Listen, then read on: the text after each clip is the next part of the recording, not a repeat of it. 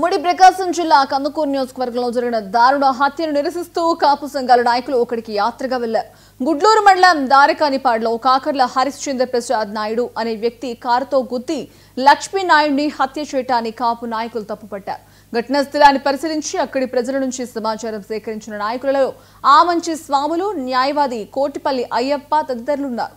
నిందితులను అరెస్టు చేసి వారికి కఠిన శిక్ష పడేటట్టు చూడాలని డిమాండ్ చేశారు. ఇక బాధిత కుటుంబానికి పరిహారం చెల్లించాలని కూడా డిమాండ్ చేశారు.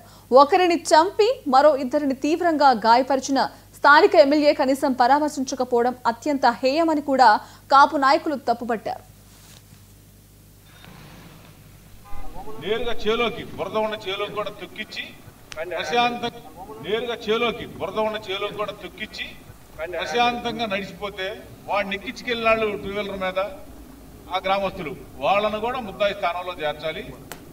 దీనికి సంబంధించి రాడ్డులు తీసుకొచ్చి ఆ ఇద్దరు కుర్రాళ్ళని కొట్టిన వాళ్ళ తండ్రి ఇంకా వాళ్ళకి సహకరించిన వాళ్ళు కూడా ఎట్టి పరిస్థితిలో వదలకుండా వాళ్ళ మీద శిక్ష పడే విధంగా ముద్దాయి స్థానంలో చేర్చేసి వీళ్ళతోటి పాటే క్రూరమైన శిక్షలు ఏమైనా ఉంటే భారతదేశంలో ఇక్కడ అమలు పరచాలని తప్పితే ఈ కుటుంబాన్ని ఆర్థికంగా వాళ్ళ ఆరోగ్యపరంగా పిల్లలకి ఖచ్చితంగా తల్లి చనిపోయిన భర్త చనిపోయిన తల్లికి ఉద్యోగం కల్పించి వీళ్ళ పరిస్థితిలో మంచి ఈ జరిగిన డ్యామేజ్ మర్చిపోయే విధంగా ప్రభుత్వం మా పవన్ కళ్యాణ్ గారు సహకరించాలని ఈ సందర్భంగా కోరుకుంటున్నాం.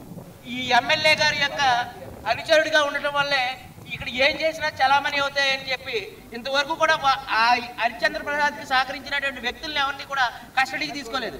ఇంత దుర్మార్గమైనటువంటి దుశ్చర్య చేసినటువంటి ఆ వ్యక్తిని మళ్ళీ సేఫ్గా ఇంటికి తీసుకెళ్ళడం అనేది ఎంత దుర్మార్గమైనటువంటి చర్య.